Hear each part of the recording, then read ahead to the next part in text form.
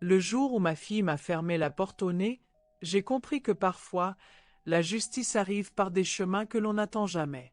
Abonnez-vous maintenant, car ce que vous êtes sur le point d'entendre pourrait changer votre façon de penser à la famille, à la trahison et à la force tranquille qui est en chacun de nous. C'était un mardi matin de novembre, et la pluie tambourinait contre les vitres de leur appartement parisien quand Sophie, ma propre fille, a posé ma valise sur le palier. Ces mots résonnent encore dans ma tête. Maman, c'est temporaire, mais tu ne peux plus rester ici. Temporaire.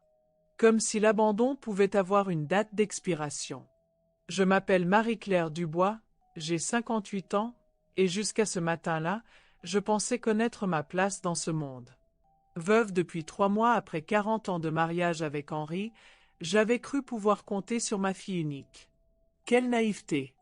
Les semaines précédentes avaient été un calvaire silencieux. Thomas, le mari de Sophie, ne me parlait qu'à travers elle, comme si j'étais devenu invisible. Dis à ta mère que... Ta mère pourrait peut-être. Jamais mon prénom, jamais un regard direct. Sophie acquiesçait, les yeux baissés, complice de cette humiliation quotidienne. Ce matin-là, dans l'escalier de leur immeuble bourgeois du 16e arrondissement, j'ai serré la poignée de ma valise jusqu'à en avoir mal aux jointures. Le bruit de leur porte qui se refermait a résonné comme un verdict final. 40 ans à élever cet enfant, à sacrifier mes ambitions professionnelles pour qu'elle réussisse ses études, pour qu'elle épouse bien, pour qu'elle ait cette vie que je n'avais jamais eue. Et voilà où cela m'avait mené, dans un hôtel miteux de la porte de Clignancourt, à compter mes économies dérisoires en buvant un café froid. Les premiers jours ont été les plus durs. Mes appels tombaient dans le vide. Mes messages restaient sans réponse. J'ai essayé de trouver du travail, mais à mon âge, avec mon CV interrompu par des décennies de maternité dévouée, les portes se fermaient une à une. On vous rappellera. Votre profil est intéressant, mais nous cherchons quelqu'un de plus dynamique. Le motel sentait l'humidité et la déception. Ma chambre donnait sur un parking où les néons clignotants projetaient des ombres dansantes sur les murs jaunis. Chaque soir, je m'endormais en pensant à Sophie, en me demandant comment j'avais pu si mal évaluer l'amour de ma propre fille. 3 mois ont passé ainsi. 3 mois à économiser sur tout, à manger des pâtes froides et à regarder mes cheveux grisonnés dans le miroir fêlé de la salle de bain. Mes tentatives de contact avec Sophie se sont espacées, puis ont cessé. L'espoir, c'est comme un muscle, il s'atrophie quand on ne s'en sert plus.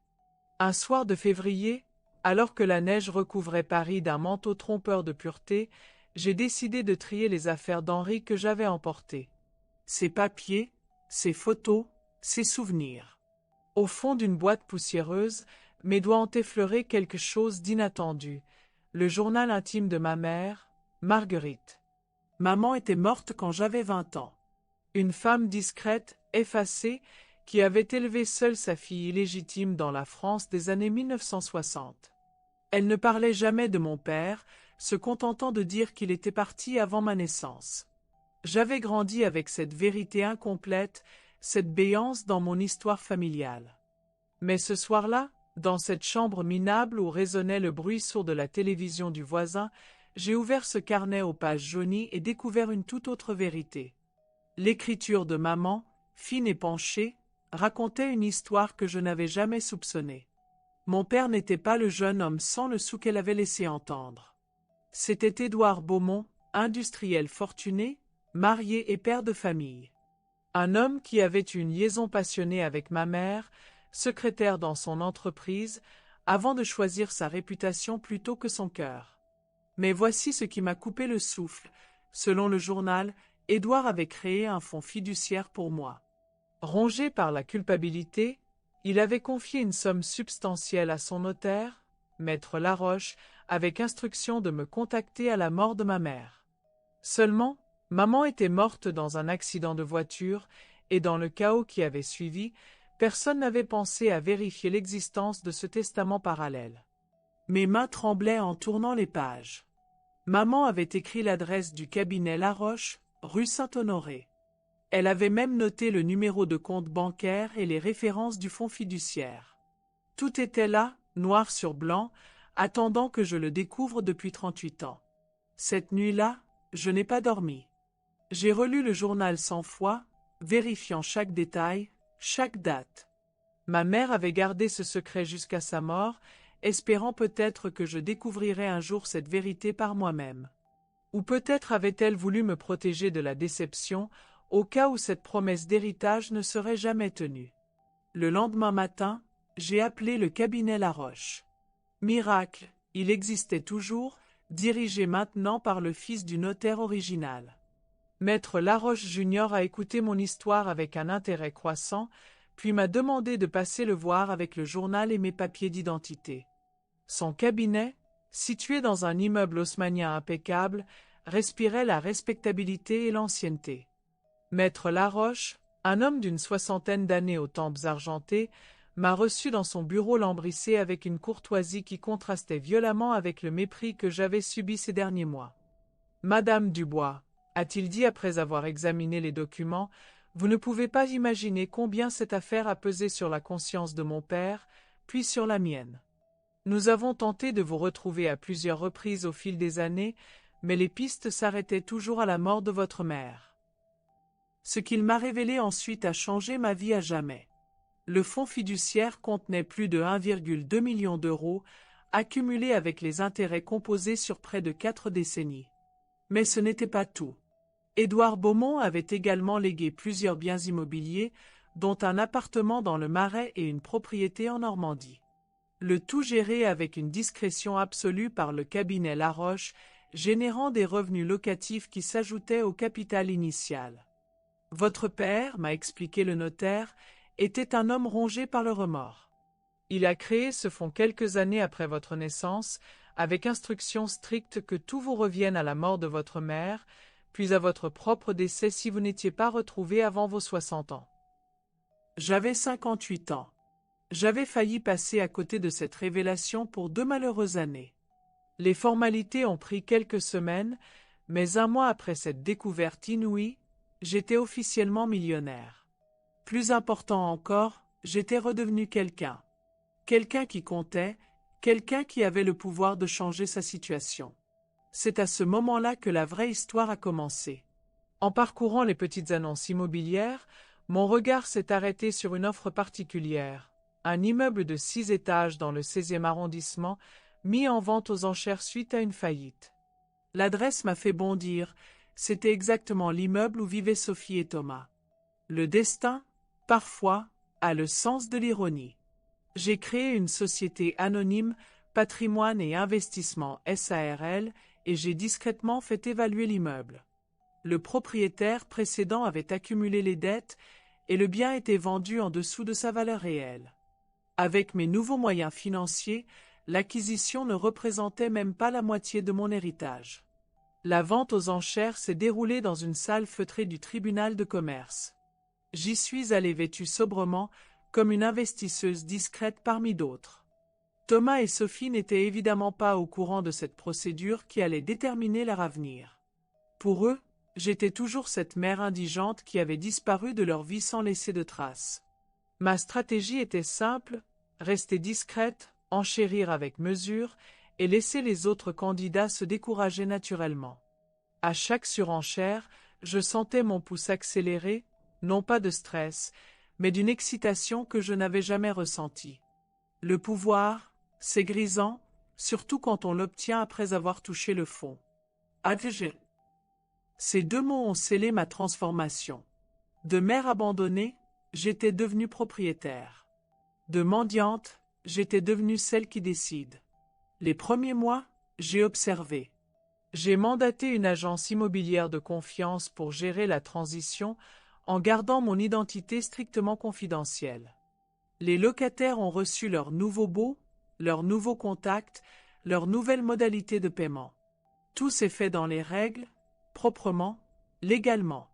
Thomas et Sophie ont continué leur vie, ignorant que leur destin était désormais entre mes mains. Puis, au bout de 6 mois de cette observation silencieuse, j'ai décidé qu'il était temps de rééquilibrer les choses. Leur loyer était de 1 800 € mensuels pour un 4 pièces dans le 16e, un prix en dessous du marché grâce à l'ancien propriétaire négligent. J'ai fait établir une nouvelle estimation, la valeur locative réelle était de 2 400 €. Mais moi, j'avais d'autres projets. Le nouveau bail que Sophie et Thomas ont reçu stipulait un loyer de 4 500 € mensuels, avec prise d'effet immédiate. Soit exactement le triple de ce qu'ils payaient. Le courrier recommandé est arrivé un jeudi matin. J'imagine leur stupéfaction, leur incrédulité, puis leur panique. Thomas a dû appeler l'agence immobilière, hurler au téléphone, menacer d'action judiciaire. Mais tout était parfaitement légal. Nouvelle propriétaire, nouvelle politique tarifaire, marché libre. Sophie a tenté de me contacter pour la première fois depuis des mois. Son premier message était pathétique. « Maman, j'espère que tu vas bien. Est-ce que tu pourrais me rappeler? J'ai besoin de te parler. » Comme si rien ne s'était passé, comme si elle ne m'avait pas jeté à la rue 6 mois plus tôt. Je n'ai pas répondu. Le deuxième message était plus urgent. « Maman, s'il te plaît, rappelle-moi. On a des problèmes avec notre appartement. Tu pourrais peut-être nous aider? » Ah, maintenant elle avait besoin d'aide. Maintenant, j'existais de nouveau. Je n'ai pas répondu.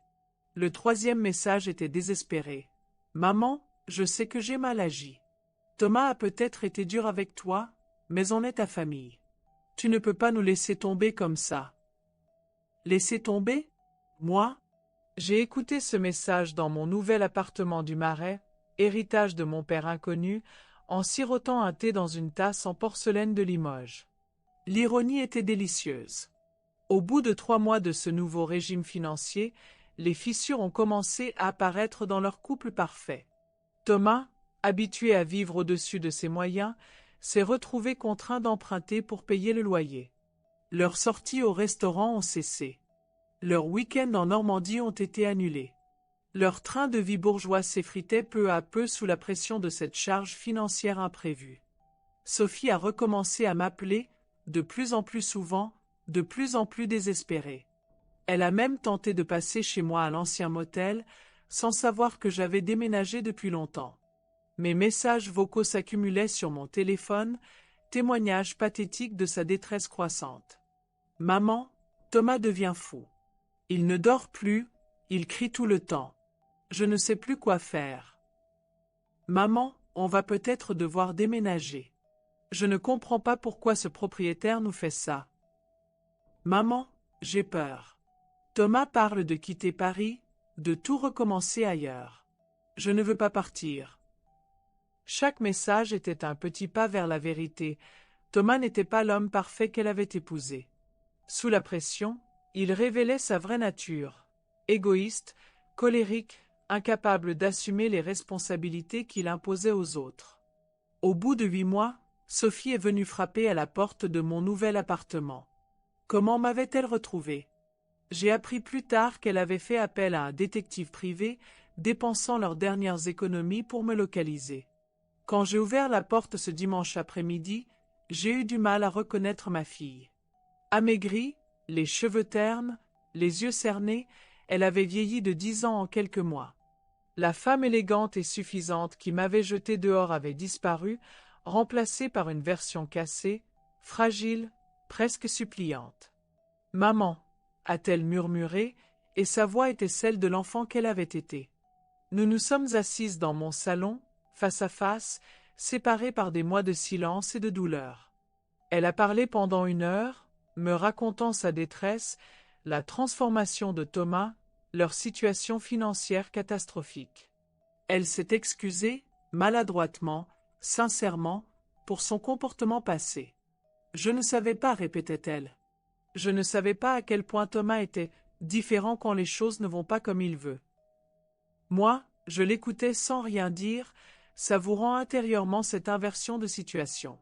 Ma fille, si fière, si sûre d'elle, si cruelle quelques mois plus tôt, était devenue cette femme brisée qui me demandait pardon.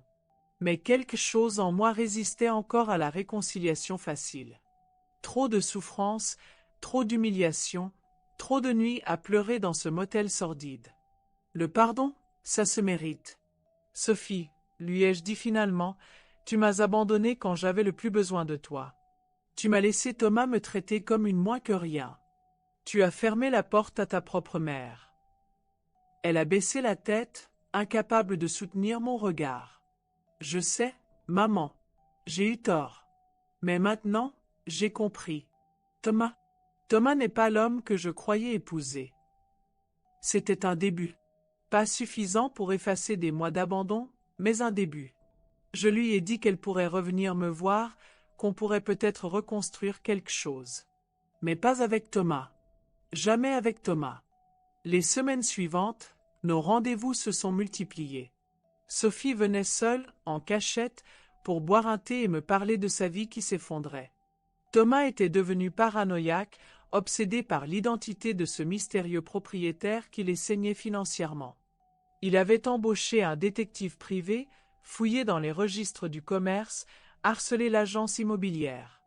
Son obsession était devenue malsaine. Un soir, Sophie est arrivée chez moi le visage tuméfié. « Il t'a frappé ?» ai-je demandé, glacial. Elle a hoché la tête en silence, et j'ai su que ma stratégie avait révélé le vrai visage de Thomas. Sous la pression, les masques tombent. L'homme élégant et poli qui m'avait humilié des mois plus tôt était devenu ce qu'il avait toujours été au fond, un lâche violent. « Quitte-le » lui ai-je dit simplement. « Je ne peux pas, maman. Je n'ai nulle part où aller, pas d'argent, pas de travail. Tu peux venir ici. » Ces 4 mots ont scellé notre réconciliation. Sophie a fondu en larmes, et pour la première fois depuis des mois, j'ai pris ma fille dans mes bras. Le déménagement de Sophie s'est fait une nuit, pendant que Thomas était en déplacement professionnel. Elle n'a emporté que ses affaires personnelles et quelques souvenirs. Le reste, les meubles, les objets qu'ils avaient choisis ensemble, n'étaient que du matériel sans importance. Thomas est rentré pour trouver un appartement à moitié vide et une lettre de rupture posée sur la table de la cuisine. Sa réaction a été violente, prévisible, pathétique. Il a harcelé Sophie par téléphone, menacé de la poursuivre en justice, tenté de récupérer de l'argent qu'il prétendait lui avoir prêté. Mais Sophie avait changé. L'expérience l'avait endurcie, et elle avait maintenant quelqu'un pour la protéger. Moi. C'est à ce moment-là que Thomas a découvert la vérité sur l'identité du mystérieux propriétaire. Son détective privé avait fini par percer le secret de patrimoine et investissement SARL. Un soir, il a débarqué chez moi, fou de rage, brandissant un dossier de documents. « C'est vous » hurlait-il dans la cour de l'immeuble. « C'est vous qui nous avez ruinés. Vieille garce, vous nous avez manipulés. » J'ai ouvert ma fenêtre avec un calme olympien. « Monsieur, lui ai-je dit de ma voix la plus posée, vous êtes en train de troubler l'ordre public. Si vous ne partez pas immédiatement, j'appelle la police. Vous croyez que ça va se passer comme ça? Vous croyez que je vais vous laisser détruire ma vie? Votre vie, monsieur, vous l'avez détruite vous-même. Moi, je ne fais que gérer mes biens immobiliers. » Le lendemain, Maître Laroche lui faisait parvenir une mise en demeure pour harcèlement et menaces. Thomas, déjà financièrement exsangue, n'avait pas les moyens de se défendre juridiquement contre un cabinet de notaires établi depuis 3 générations. Il a quitté Paris la semaine suivante, laissant derrière lui des dettes et une réputation définitivement entachée. Sophie m'a dit qu'il était parti dans le sud, chez sa mère, diminué, vaincu, probablement définitivement. L'appartement du 16e est resté vide quelques mois avant que je ne le remette sur le marché locatif à un prix normal. Entre-temps, j'avais décidé de vendre l'immeuble entier. Cette propriété avait servi son but, révéler la vérité, restaurer la justice, protéger ma fille. J'ai vendu à un groupe immobilier qui s'est engagé à maintenir des loyers abordables pour les locataires restants. Une partie substantielle des bénéfices, près de 400 000 €, je l'ai donnée au centre d'hébergement pour femmes en détresse de Belleville, en mémoire de ma mère Marguerite. Avec le reste, j'ai acheté une petite maison à Vincennes, dans le quartier où j'avais grandi. Une maison avec un jardin, assez grande pour 2 personnes qui apprennent à se retrouver. Sophie m'a aidé à déménager. En portant les cartons, En arrangeant les meubles, en plantant des fleurs dans le jardin, nous avons reconstruit notre relation sans grand discours, par petits gestes, par présence silencieuse. Elle a trouvé un travail dans une association d'aide aux victimes de violences conjugales. Son expérience personnelle, paradoxalement, lui donne une crédibilité et une empathie particulières avec les femmes qu'elle accompagne. Elle loue maintenant un petit studio près de Bastille, et nous nous voyons plusieurs fois par semaine. Nous ne parlons jamais de Thomas. Nous ne parlons jamais de cette période douloureuse où elle m'a abandonné. Nous construisons sur ce qui nous reste, l'amour d'une mère pour sa fille, et l'amour d'une fille qui a appris, à ses dépens, la valeur de la fidélité familiale. Ce matin, assise dans mon jardin de Vincennes en buvant mon café, j'ai repris le journal de ma mère. À la dernière page, celle qui était restée blanche toutes ces années, j'ai écrit quelques mots pour Sophie. Ma chérie, la force ne se mesure pas à la voix qu'on élève, mais au silence qu'on sait garder quand il le faut. La dignité ne se mendie pas, elle se construit jour après jour, par nos choix et nos refus. Tu vaux plus que l'amour de n'importe qui, même le mien. Ne l'oublie jamais. Ta maman qui t'aime. Je laisserai ce journal à Sophie quand je ne serai plus là. Elle y découvrira l'histoire de sa grand-mère, l'histoire de son héritage et l'histoire de sa mère qui a appris, à 58 ans, qu'il n'est jamais trop tard pour reprendre le contrôle de sa vie. Parfois, la justice ne vient pas des tribunaux ou de la colère. Parfois, elle vient du temps, de la patience et de la révélation progressive de qui nous sommes vraiment quand on nous met à l'épreuve. Thomas avait raison sur un point, j'ai détruit sa vie. Mais ce qu'il n'a jamais compris, c'est que je n'ai fait que révéler ce qu'il était déjà. Les hommes comme lui se détruisent eux-mêmes, ils ont juste besoin qu'on leur donne l'occasion de montrer leur vrai visage. Ma fille, elle, a choisi de grandir. Et moi, j'ai choisi de pardonner. Mais seulement après avoir obtenu justice.